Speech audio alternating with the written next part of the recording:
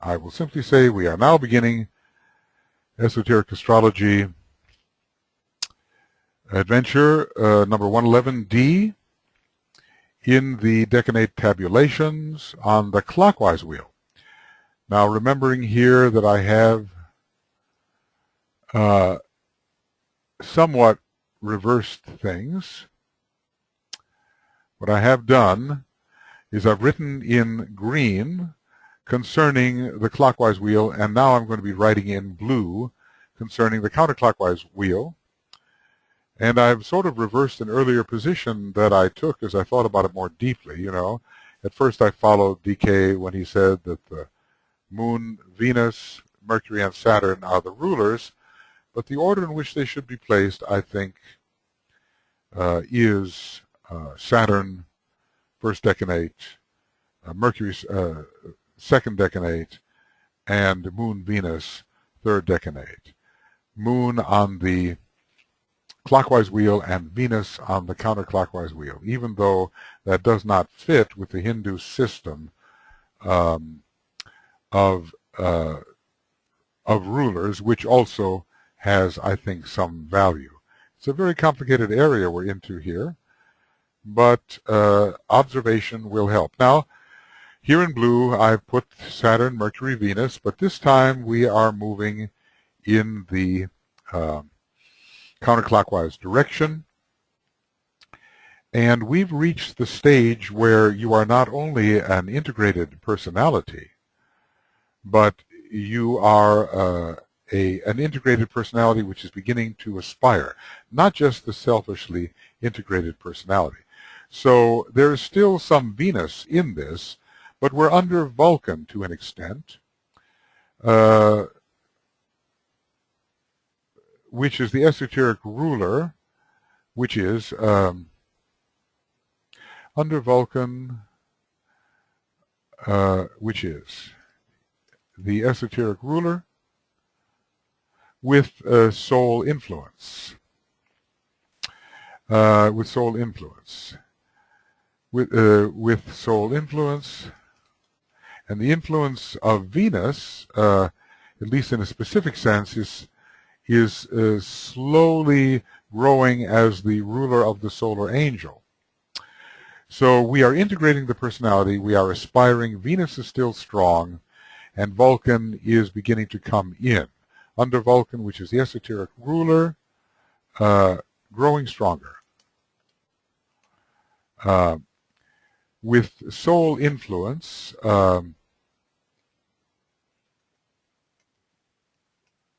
of Venus, slowly growing as well, but not in the exoteric sense, because now Venus the solar angel and not Venus as desire.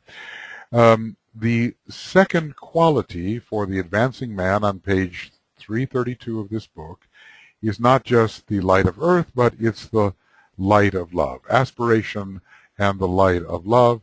And I'll show this to you. This is page 332, and here we have Taurus, aspiration, and the light of love.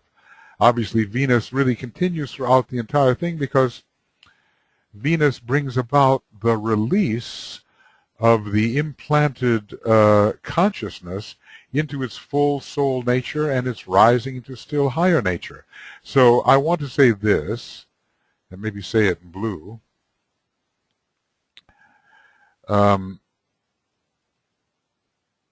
This way, we are never rid of Venus as it represents the liberating solar angel which Taurus so much needs. And now I will put it in blue, actually, because we're in the area of the reversing wheel. And of course, I think I should have done that for all of them. It would have been even clearer. Well, now we're not starting over here at the 30 to 20 degrees. We're starting at 0 to 10 degrees, which we have said from the psychospiritual perspective can be hypothesized as ruled by Saturn. So we have been blind. The bull rushes blindly until Sagittarius directs. We're slowly recovering our sight through the restraining of the lower threefold nature. In other words, we are directing lower energy towards the opening of the single eye, which Taurus represents. So, and this is a higher type of struggle. So if we discipline ourselves, restrain our lower energies, do not dissipate all energies in instinctual satisfactions and so forth, there will be a movement towards sight. So this is, again, the Eridanus decanate. Or maybe we're kind of reversing the direction of the river. River Eridanus. And we are not becoming so much the soul incarnation as the soul that is learning to leave incarnation. We are, in fact, aspiring. There is a lot about Mercury and Venus that gives aspiration, or at least a magnetism towards the higher life. Now it's Mercury, and it's not just negotiating intelligently the lower worlds. The intelligent mind becomes aware of higher things. There is aspiration and longing for the chariot to leave the plains of earth. I'm carrying on this kind of metaphor here. The chariot is driven by a combination of personality and soul, because we are still the aspirant. We're not yet the disciple. The chariot is the rapidly integrating personality, increasingly under soul inspiration. I guess I want to make that blue also. I like blue, and it kind of carries forth the intention. So, you know, I would say flashes of intuition are occurring. Now we get into the Venus decanate. Now Venus, as I said, is not as advanced a planet as is Mercury, but it does, for the Earth, represent a very great power. Venus itself is as the soul to the Earth, and the solar angel, of course, informs what we call the soul for the human being. And as we are rising, even through the triad and monad, we are coming closer to Venus. As a matter of fact, I think that if as monads we took the path to Sirius, which the bulk of humanity will do, we would stop first on the planet Venus for training before we left our solar system. So we go on into the Orion decanate, sensing the light of the soul, ruled by Venus, and aspiring towards its light, and we are realizing the limitations of incarnated life, and strongly attracted to the beauty of the soul. I'm just adding a few things in here, and you can elaborate and upon these yourself as well. So we reach the stage where the aspirant is found, and it's not selfish personality integration, it's a higher type of personality integration under the influence of the soul in general. Venus is always getting stronger, but Vulcan, it takes a lot of Vulcan and spiritual will to go to reverse the wheel and steadfastly hold to that reversal, and that's another thing that Saturn will give. Vulcan will give it, and let's just say, let's see here, yeah, steadfast holding to the reversal under Saturn.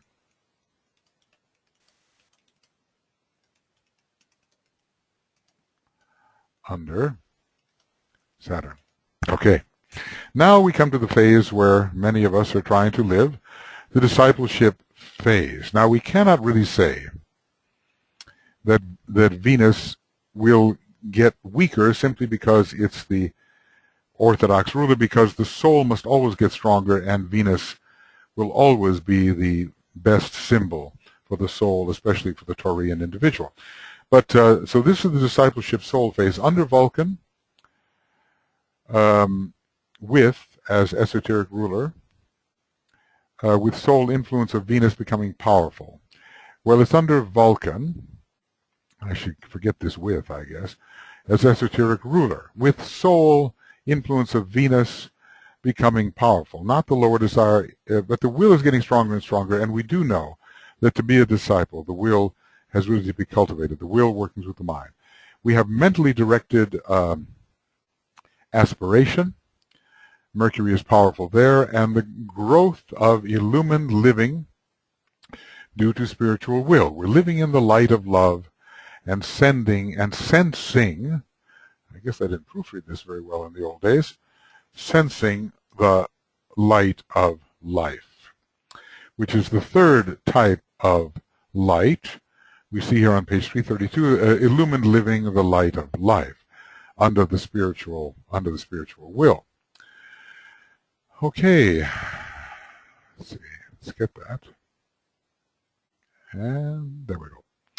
Okay, so this is now under Saturn, we're living in the illumination revealed by the soul, both the light of mind and the light of love, but we're following the law.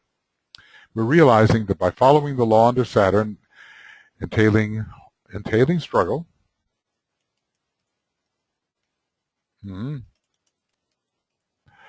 this will reveal the light and love of the soul nature. So we are under Saturn. We are disciplining ourselves to live as souls. Now remember, Venus will have something to do with this first decanate, and later we can look at that more completely. But this is the Saturn decanate. The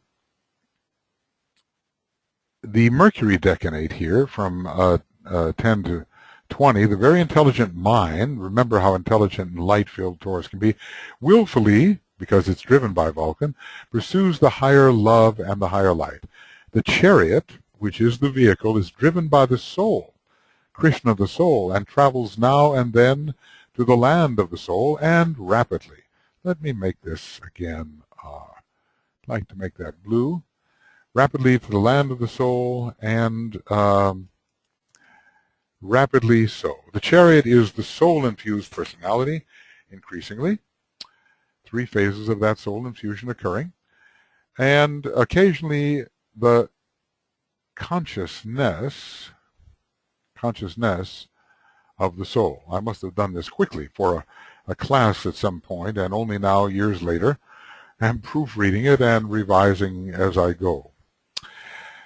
So, the intuition will be coming in from abstract mind of Mercury to the intuition of Mercury demonstrating itself, but not as fully as in the initiatic life. And then living the light of the soul-illumined mind. This is the Venus section. We're not going to call it Moon anymore, are we? Even though Moon and Venus are in a sense the same, we found that the Moon represented intelligence in matter, and Venus represented the higher mind, intelligence on the soul level. Living the light of the soul-illumined mind and using the will, Vulcan, to sustain that illumination. So, you see, I'm never really getting rid of Venus in discussing this, because Venus, even though it's such an orthodox ruler of Taurus, is sustained throughout Taurus just the way, I would say, that Jupiter, as the orthodox ruler of Sagittarius, is sustained throughout Sagittarius. After all, these are very high sacred planets. They give way, in a sense, to decanate to non-sacred planets, which are said to be the esoteric and hierarchical rulers, but still they somehow sustain themselves. So we are detaching from incarnated life in the increasingly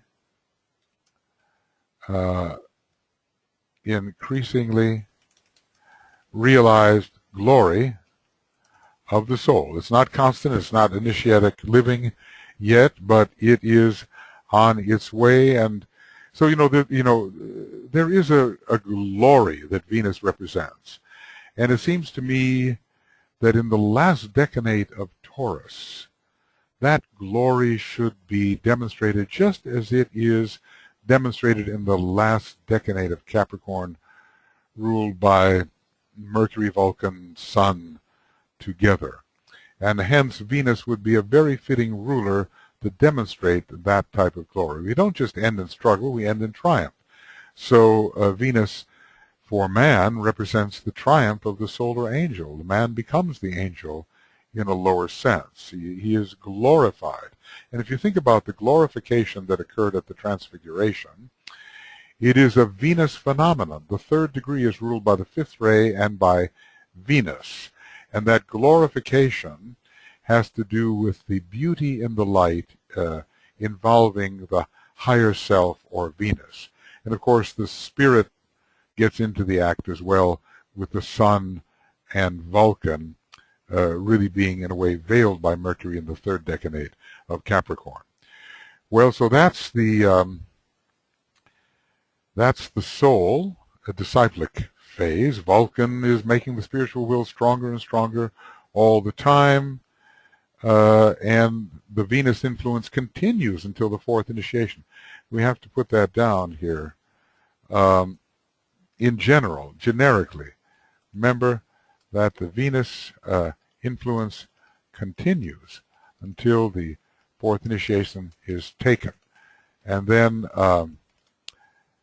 and only then gives way to something still higher.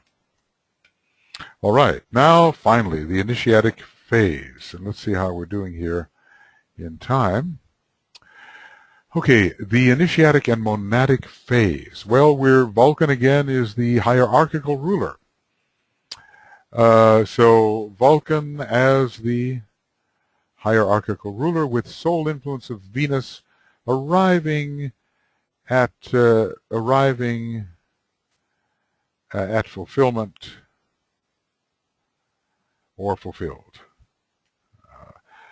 Living in full soul radiance, not yet perhaps, well, eventually the radiance of the spirit, but living in full soul radiance within the growing light of life.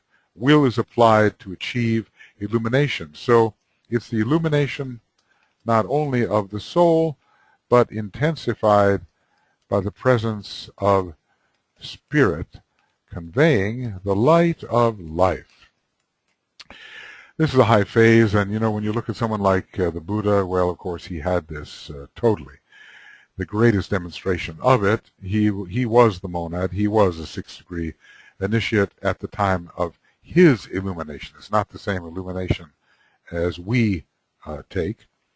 Krishnamurti, too, as a fourth degree initiate, or one taking the fourth degree, had this great illumination, less than the Buddhas, of course. He was becoming an arhat, and the Buddha had surrounded himself by arhats, so they were his students, achieving the full illumination that is possible in incarnation as one who is still a man and as one who still has a causal body. Once a fourth degree initiate, then no longer the causal body, and one has to live through that. So now again we have our Saturn, Mercury, and Venus.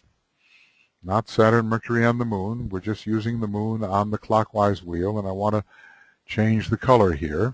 Living in the full illumined nature of the spirit monad, the atmic will of God. Remember, Saturn is connected with Atma, and so is Vulcan.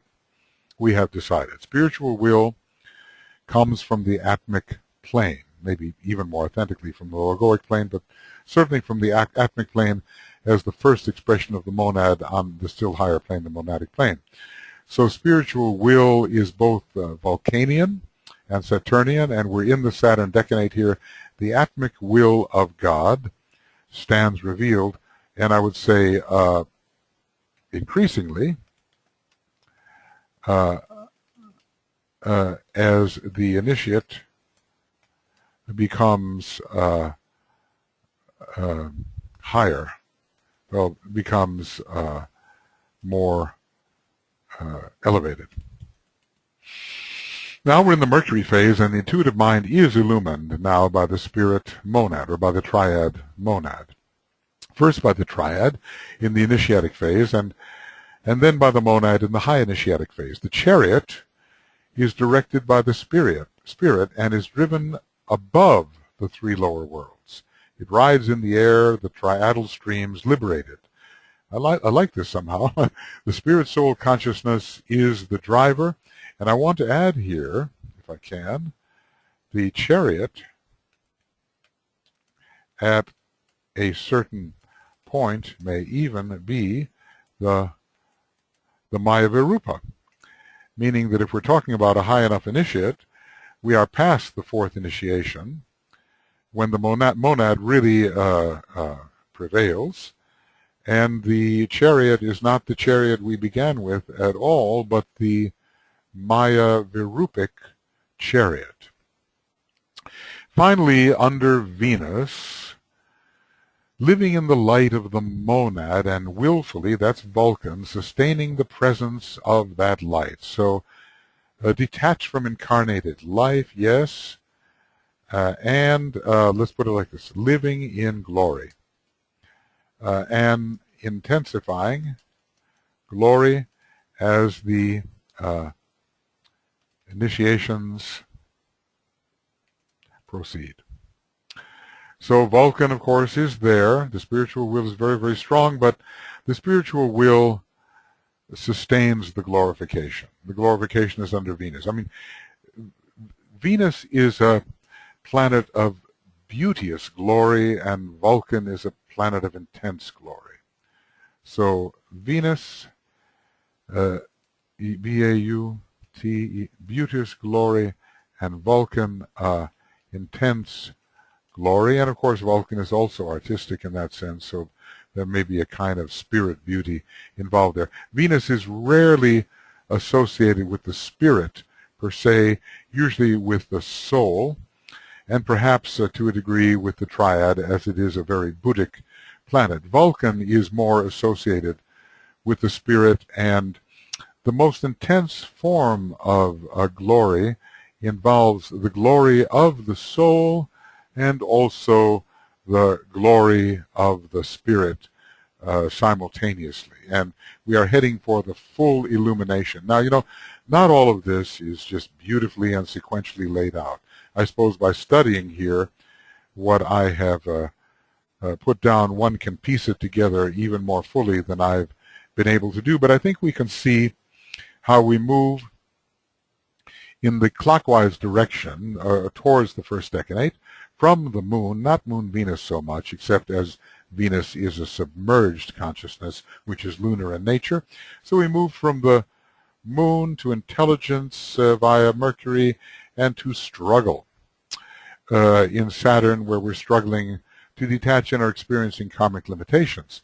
Then on the reversing wheel, which is going counterclockwise, we have the discipline that is needed in Taurus. We're never exactly given the decanate of Taurus in which the Buddha is born. Maybe in some of the astrology of the East that is given. You know, it would be interesting to see whether he was born in the Orion decanate or one of the other decanates, or the Mercury decanate, because the name of Mercury is Bud. Maybe he was born in the Mercury decanate. Somewhere that information exists. All we're given at the moment is the sign. And then we moved from the discipline of Taurus to the increasing availability or accessibility of the cosmic ethers and of intuition, and finally into the glorification, the sort of supernova that occurs at the fourth initiation, at which Venus is still ruling but then gives way to something still higher. Actually, in a way, gives way to Mercury, because the Buddhic plane becomes our focus and our home at that point. We are no longer simply accessing the Buddhic plane, we are actually focused on the Buddhic plane. So this is the sixfold, as I do this. Of course, I realize the inadequacies of this presentation and also the ambiguities of it. You know, sometimes you don't know whether you're coming or going in both directions simultaneously. But by a close study of people, especially those who are increasingly soul-infused by their achievements and the manner of their achievements and the quality that they demonstrated in these achievements, we will be able to link this information more precisely with everyday living, and it will become increasingly valuable to us.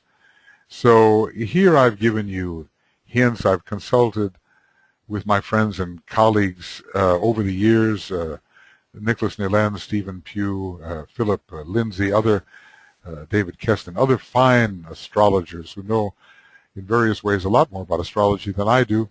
I'm just trying to give this broad overview and sort of the metaphysical implications here. And I've tried to bring in their points of view and say where my present point of view may differ somewhat. It's all experimental and it's all speculative at this time as far as our human consciousness is concerned. When it comes to the consciousness of a master astrologer like Master DK, well, he just knows. And we are seeing through a glass darkly, but that darkness is dissipating and the glass is clarifying, and before long we'll be able to see things in an illuminated manner as they are. Now I guess it's time to go back to the text. So returning to text, after discussing the six-fold tabulation and all phases. Now, you do understand, don't you, that the far right column is all about the 6 stages through which every human being moves, whether they are in any sign, one sign or another. They move through a physical Lemurian stage, they move through an Atlantean emotional stage, they move through an early Aryan stage, if I can just get that to cooperate. The early Aryan stage, which is dealing with the lower mind and the focus of the lower personality around the lower mind, a very efficient mind and personality, but rather concrete and limited in the spiritual sense.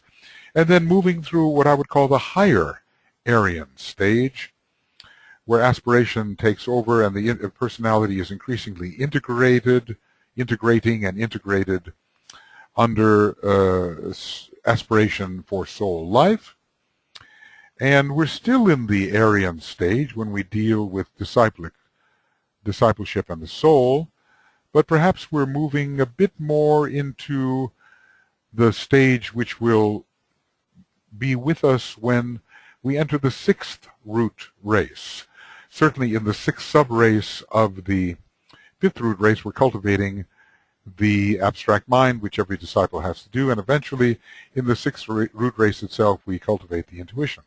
So let's put it like this, that when we deal with the initiatic monadic phase, we're certainly dealing with 6th root race consciousness where the intuition is alive and well.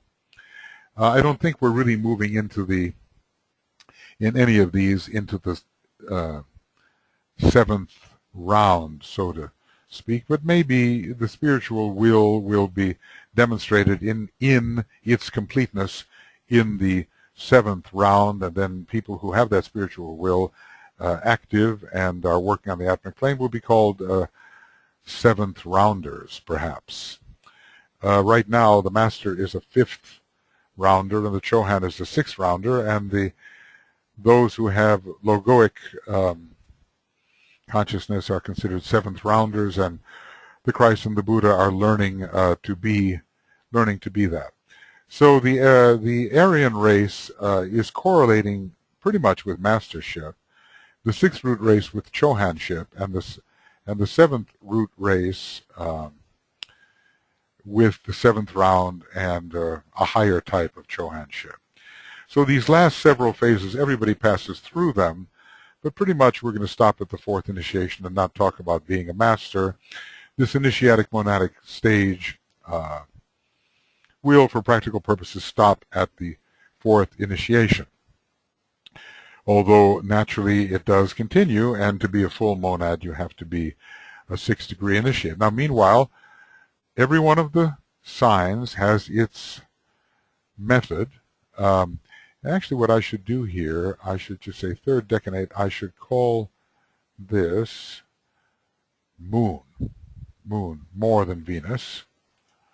Moon, first decanate, include Venus, but in a lower and earthed expression.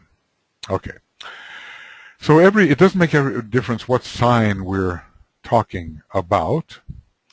They will all, people going through them will move from 30 to 20, 20 to 10, 10 to 0, and then reverse the wheel 0 to 10, 10 to 20, and 20 to 30.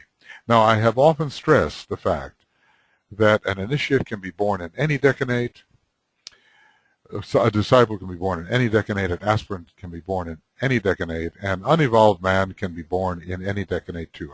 I do believe that a close study of actual births, statistically undertaken, will reveal this to be the case.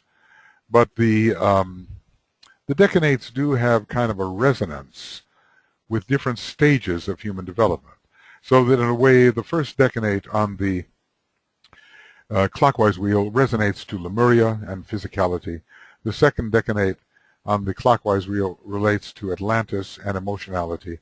The third decanate on the clockwise wheel relates to the early Aryan phase and concrete mentality.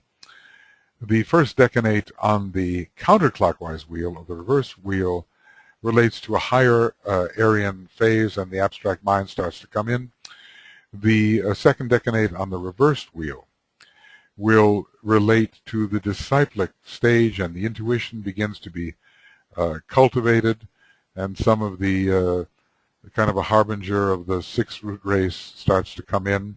It's no longer strictly the Aryan phase, though largely the Aryan phase. And then by the time we get to the initiatic phase, it's a consummation of Aryanism with strong hints of the sixth root race coming in. We're beginning to be affected by the monad in that sort of third decanate on the counterclockwise wheel. Now, that's sort of the archetypal form of it all, but what you have to remember is that when it really works out in practical life, anybody can be born anywhere and has to use, as I've tried to show here, the potency of the particular decanate in a way which suits the developmental level at which he finds himself. So, you know, let's just say, okay, if I'm born in the second decanate of Aries, which I am, and I'm striving to be a soul, then I would use the potentials of that decanate, the Leo, the Sun part, to achieve some degree of soul illumination and so forth. But I could be the undeveloped man. I could be simply a personality. I could be born in the second decanate, and there I would have a much more egotistical approach to the use of those second decanate energies. And I would be subjected to Cassiopeia rather than learning to achieve freedom from Cassiopeia, which is the queen of the heavens. All right, so that gives some idea, I think, and you know, it is my great wish that I suppose I could go back over things, you know, and when I dealt with Aries, Pisces, Aquarius, and so forth, I was not doing the full reading of all of the decanates in the earlier stages. In the clockwise stages, I said, oh, well, you don't need that because you're pretty much beyond the clockwise stage, so let's just start with the stage of aspiration. But I think I may have left something out. But if you've gotten this far in these lessons, then you'll know enough to go back and do it for yourself and find a way, because after all, the tabulations are there. All you have to do is freeze the screen and you've got whatever is there. So the things that I've written may be as signposts, even though I did not stop to explain them completely. I mean, the science of astrology is super, super vast, and we just know peanuts about it. But okay, it is expanding our sense of the interrelation of all things. So there's much to be worked out, and by yourself as well. Just the way I'm trying to do. You know, I've read this book for a long time. I remember when I got my first copy of Esoteric Astrology. Probably I should have bought it new. I was in the Gnostica bookstore. Is that it? Gnostica bookstore in Minneapolis. It's one of those seventh-ray magical places that was painted purple at the time. It was probably in the late 60s or early 70s, you know, more than 40 years ago. And I saw this, I still almost can relive the moment when I reached for that book and I pulled out Esoteric Astrology with all kinds of pencil scrawls all over the thing by someone who stopped reading after just, I don't know, 40 or 50 pages, didn't get very far, you know. And, you know, the curse was on it already, you know. You can't get very far in this book. But what I did was I used that book and I used it up until it just fell apart. I still have that copy of that astrology book somewhere in its fallen apart stage. There was a time Keith Bailey and I knew very well the last remaining disciple of the discipleship group. She was Marian Walters, and we each received certain things from her when she passed on, and I received a bunch of her books. And I talk about falling apart. I mean, they just were super marked up and literally coming apart at the seams. So anybody who inherits my books, although I've stopped using books for a while now, I pretty much do it electronically now. I don't want to be bothered writing down things in books. I want to do it in a faster way, you know. We'll receive cosmic fire in pieces and esoteric astrology in fragments. That's how they are. They're just bursting at the seams. I wish my knowledge were bursting at the seams, but okay, it is what it is. And for all of us, we are where we're at and doing what we're doing, and we will succeed and we will move on. So now I want to just say a little bit more in the Taurus chapter. It says, keynotes of this sign are, as usual, clear in their implications. One states the note of the form aspect. And remember, the soul enunciates this key note. Let's see how many. Oh, well, we have some pages to go here. I wonder if I'll finish here. One states the note of the form aspect, spoken by the soul, let struggle be undismayed. Well, undismayed is a funny word.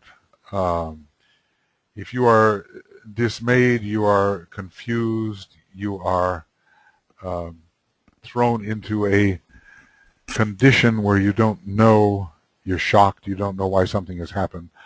It's almost to say, just accept the struggle. This is what I think it says. Accept the struggle. And get on with the struggle,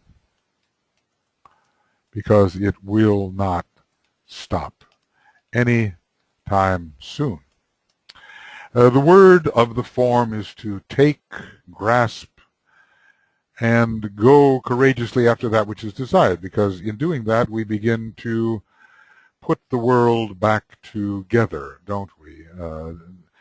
The world has been divided into many pieces, and through desire we begin to reunite it, as blind as our desire may be in the beginning. The word of the soul is, I see, and when the eye is opened, all is light. We have to go from two horns and two eyes to the one horn of the unicorn and the single eye, which Taurus at least represents. It doesn't yet represent the unicorn horn, but you know, you can imagine the horns coming together at the top and making a great sphere of light, which is the third eye. The eye of the cosmic bull, let's call it Aldebaran for the moment, the eye of the cosmic bull of God is open. And each one of us, as an initiate or a cyclops or a one-eyed man, has to have this one eye open, the eye of God, the Shiva eye within us, and from it light pours radiantly forth upon the sons of men. We not only acquire the unitive vision, but we are able to illumine the minds of others through this single eye and help them as well grasp the unitive vision, which should be in some really significant measure achieved by the third degree. That single eye is growing all the way from the time of the first initiation. I was shocked to read that when I first read it. At the time of the first initiation, it's forming, and by the time we have the third degree, the 3 points around the head have been unified, and this triangle of light between the ajna, crown center, and alta major is functioning, and then the third eye is evoked into greater power and actual functionality. Conscious, willful functionality. The eye of vision of the individual man must likewise open in response to the cosmic light. You kind of wonder who's seeing through the cosmic eye of the bull. Is it the one about whom naught may be said is open? We might ask. Is the one about whom seeing through the cosmic eye? I like being able to write OAW and get one about whom naught may be said out of it. Can you imagine the tedium of having to write one about whom naught may be said all the time? Okay, so, and it pours radiantly forth upon the sons of men, illumining our whole solar system, illumining our planet, and illumining humanity as it comes closer and closer to the planetary logos on our planet. The eye of vision of the individual man, the eye of unitive vision, or which actually see clearly with the eye of vision, and you will see not two but one, right? It says in the fourth ray integration formula, the eye of vision of the individual man must likewise open in response to this cosmic light. That's where it all starts. You say, what opens the third eye of man? But it's cosmic light ultimately that's behind it all, even though we don't really sense this cosmic light directly. Hence, victory is inevitable. And I have to point out, that Scorpio is not the only sign in which victory is achieved. Maybe all of them have their consummations, and you know how it is with the fourth ray. In the beginning, the agony of the feet and the paean of victory, these held him down. Even the paean, P-A-E-N, is that how it's spelled? Paean? P-A-E-N, something like that. The paean of victory, not pain, that's there too. The paean, the chant, the song, the victory song, these held him down. So victory is one of those dynamic factors which is very much involved with the fourth ray. And since these are two very powerful fourth ray constellations, victory is involved in both. Hence, victory is inevitable, for the potency of cosmic energy will unfailingly and in time subdue and reorient the energy of humanity. So we would say not just the, why don't I type? Just the light of the planetary logos or the solar logos, but the cosmic logos and the super cosmic logos, in which these signs of the zodiac or constellations of the zodiac play a role in the heart and the head center of this great supercosmic being. Oh, yes. Okay. I'd like to finish this all in this particular program, but I'm not sure I can. We have now considered briefly, and yet I believe instructively, indeed so, Master DK, certain of the subjective influences and significances of the 12 signs of the zodiac. He's going to wind up here in a way.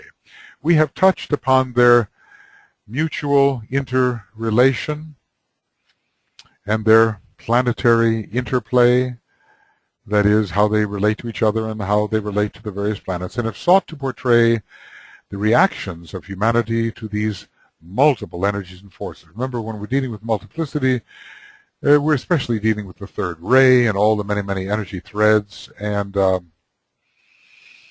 third ray is the ray of the astrologer. Astrologers have to learn to deal with multiplicity.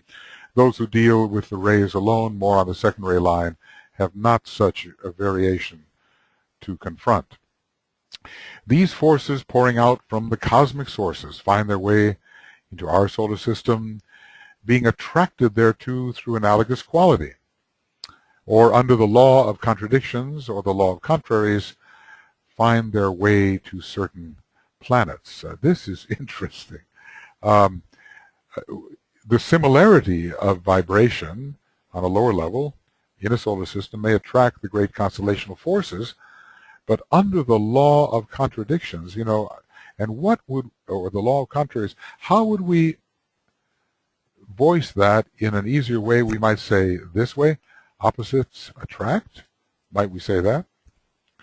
Under the law of contradictions or the law of contraries, find their way to certain planets. In a way, planets are contraries to the signs. Well, they are certainly on a lower turn of the spiral than the great constellations, but it seems to me that certain of the great constellational energies find their way to planets of a very different nature than that which they are.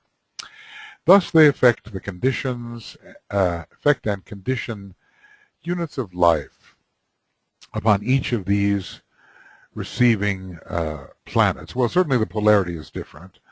The polarity of the constellational lords is positive. The polarity relative to them of the lords of the planets is negative.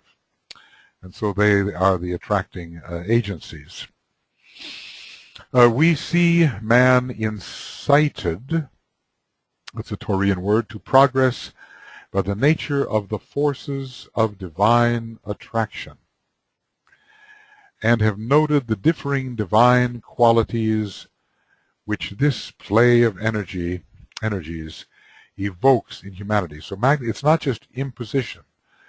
It's not just the application, forceful application of an energy.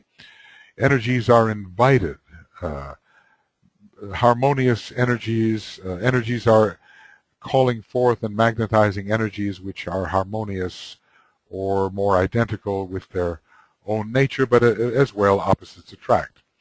So we have seen in man incited to progress by the nature of the forces of divine attraction, and have noted the differing divine qualities which this play of energies evokes in humanity, because there's so much inherent within us that has to be called forth by the application and magnetic power of the super energies. We are drawn out of ourselves. All that is implicit in spirit and is deeply buried in matter or in lower consciousness is drawn forth by the play of these planetary, solar, and constellational energies, as well as in all other forms of life. So heaven acting upon earth draws forth the innate quality which is deeply immersed in earth until it can flower forth and demonstrate as that which it truly inherently is. We have perhaps emphasized almost to the point of bewilderment the vast aggregation of impelling energies. They are not only impelling, but they are attractive, which play throughout our cosmos.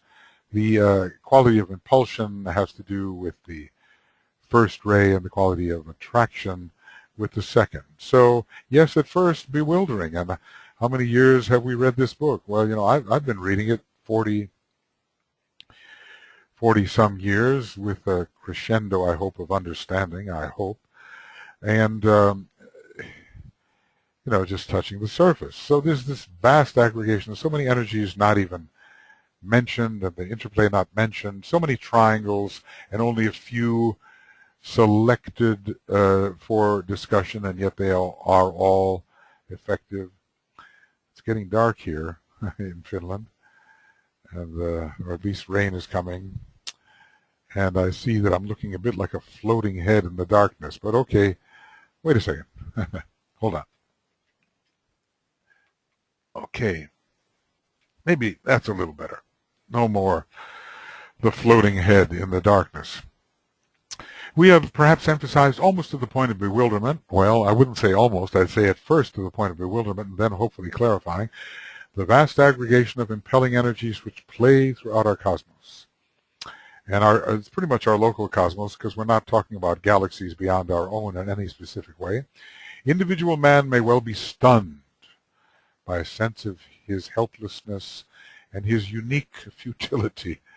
And yet we're talking eventually about the seeing of the interplay of energies by the astonished disciple as he looks in amazement upon the heavens at the time of the third initiation, and somehow can make sense out of at least the local interplay of many diverse energies. But this is only due to the relatively undeveloped state of his, that is, man's receiving apparatus. When thus bewildered, that means, lost in the forest of individual items that cannot be easily correlated yet, lost in the forest, when thus bewildered, let him remember that potentially he possesses the creative ability to build and gradually to develop a better mechanism of reception, which will enable him finally to be responsive to all the impacts into every type of divine energy, at least, I would say, within our local cosmosphere, within the one about whom. Now, obviously, the universe is so vast, the cosmos is so vast that it can't be said that, well, we've located a galaxy hundreds of millions of light years away now, or billions of light years away, and we are responding to it. We're not there yet, but the greater beings will respond to those sources. And when we remember that our solar logos to some life sources is just as a crystal, how much can a crystal respond? It hasn't yet built itself up cosmically to being a more sophisticated responder. But anyway, we will become more responsive. That is for sure. We have to have faith in that. This capacity is indestructible, and is itself a divine focus of energy which must and will, without fail, carry forward the good undertaken under the inspiration of the great architect of the universe. Great architect of the universe, he is a third ray being. The architect is the third ray, and if you check that out in Esoteric Psychology 1 under the third ray, the names of the third ray Lord, even though the third ray Lord is very small, looked at universally, he is the great architect of the universe. So this capacity always to develop a better mechanism is on its way. And we are very fortunate in that, because the emergence of the good which the great universal logos intended is inevitable. So the great architect of the universe, he fashions all things to a divinely foreseen, we don't foresee it, but a divinely foreseen end. And in this sign, he's coming back to Taurus, through his agents, Venus and Vulcan, typifying the form and the soul, although you kind of wonder which is which, because in a way, Vulcan, in its relation to the moon, is the form and the soul is Venus. So each can be each in a way. But Vulcan, in a way, has more relation to the form than even Venus does, will lead man from the unreal to the real. Lead us from the unreal to the real, from darkness to light, from the unreal to the real, from death to immortality. The first two could very well be associated with Taurus. Wow, that's it, isn't it, friends? That is it. What kind of climaxing sentence does he have? Well, he sticks with Taurus pretty well. But we get the idea that the greatest of all the architects of the universe is shaping the entirety of the universe to an archetypal end, which is the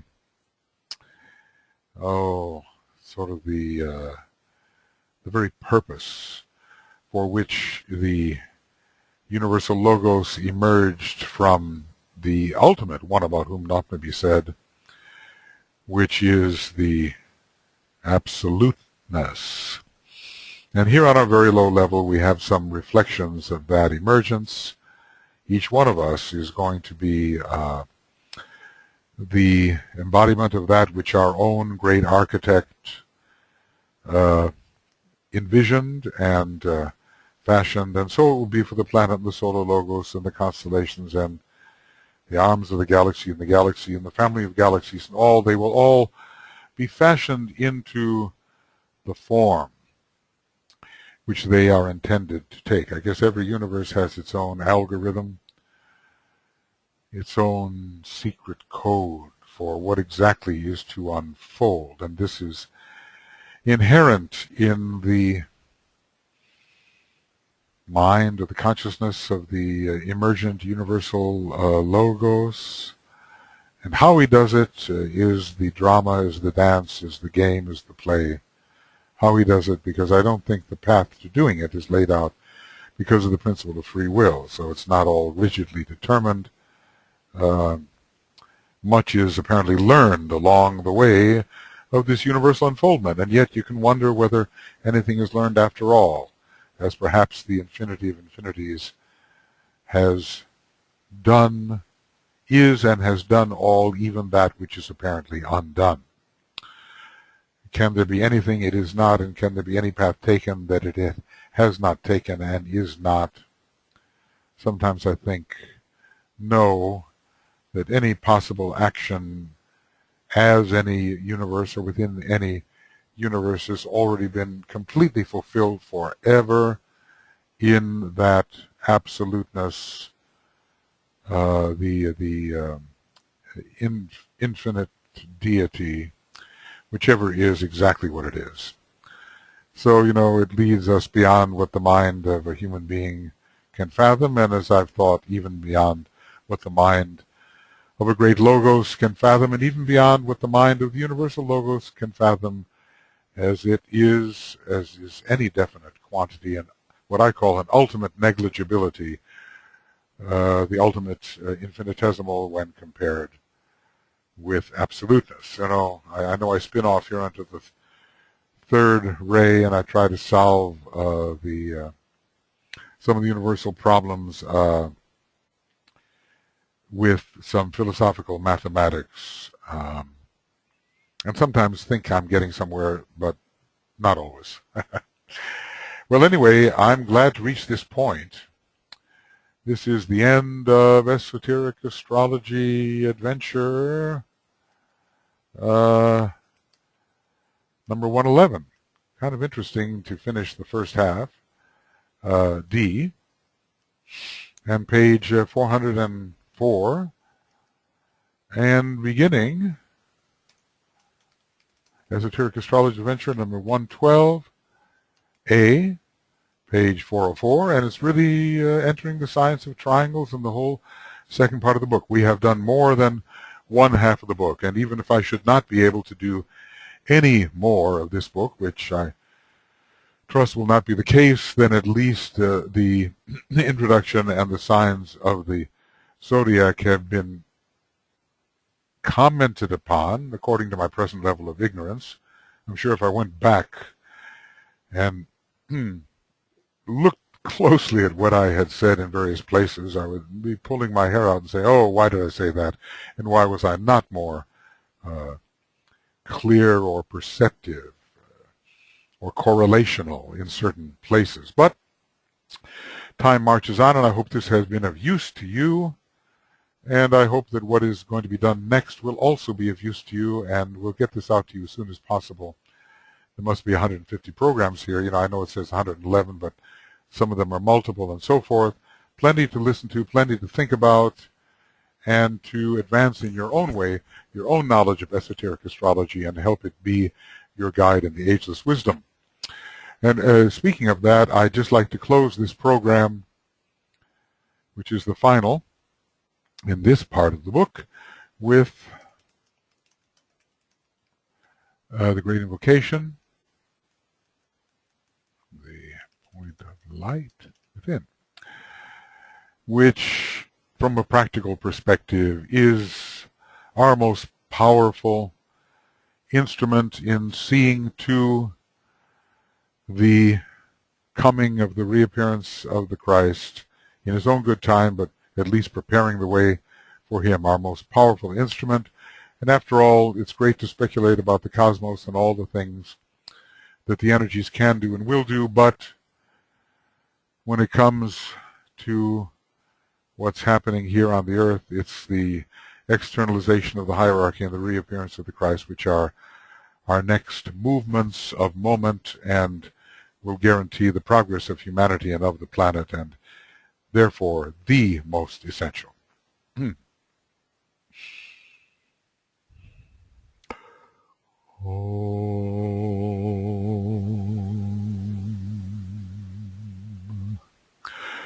From the point of light within the mind of God, let light stream forth into the minds of men.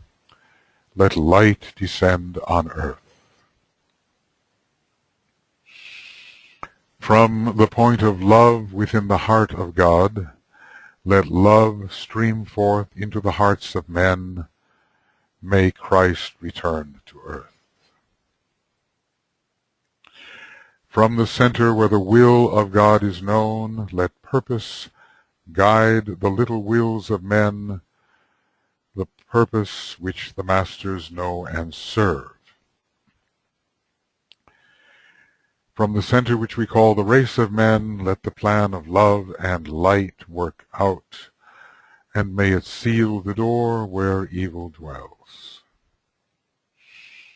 Let light and love and power restore the plan on earth.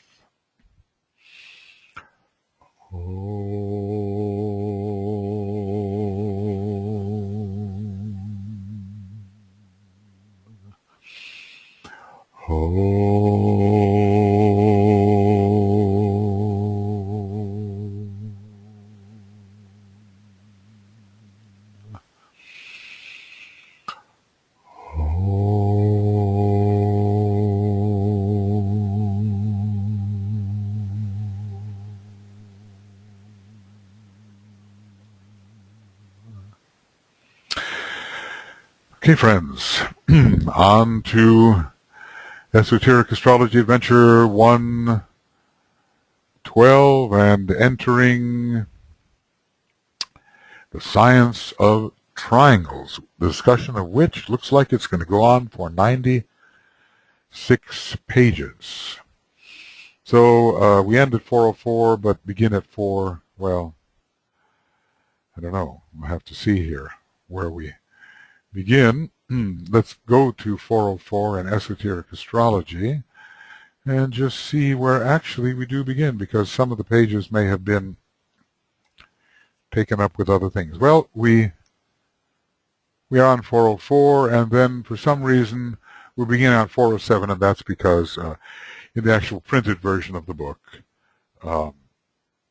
pages were taken up to divide one section from another. Okay, friends, farewell, and we'll see you soon. See you soon.